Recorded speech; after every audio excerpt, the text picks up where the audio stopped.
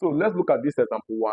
The question says, find the sum of the first 5 terms of the GP, 16, 8, 4, and so on. So we'll have solution. So here our first term, A, is equals to what? 16. And our common ratio, R, is equals to what? The second term divided by the first term, or the third term divided by the second term. So let's divide the second term by the first term. That will give you the same answer. So we'll have 8 over what?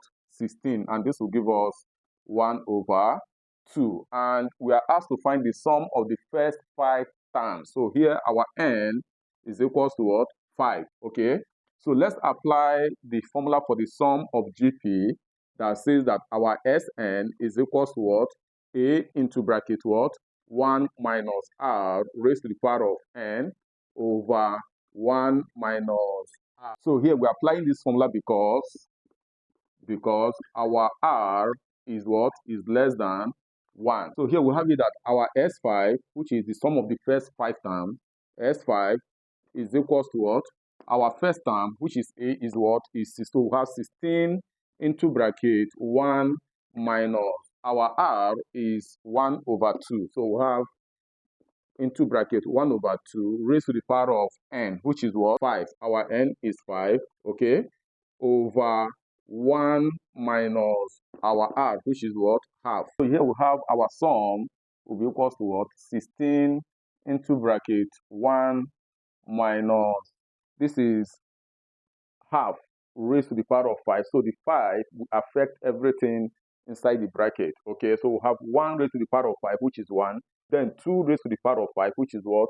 32. So we have 1 over 32. Okay, over here we have 1 minus half, which is what? Half, right? 1 minus half is half. So this will give us 16 into bracket. We have 1 minus 1 over 32 will give us 32 minus 1 over what? Over 32. Okay, if you find the LCM of this is what you are going to get. Then divided by what? By half. Okay, so this will give us 16 into bracket 32 minus 1 is what? Is 31 over 32. If you change the division to times, this will give us what? Times what? 2 over 1. Okay, so this will give us 16 times 2 will give us what? Will give us 32 into bracket 31 over 32, right? So 32 can cancel 32 to give us what? 31.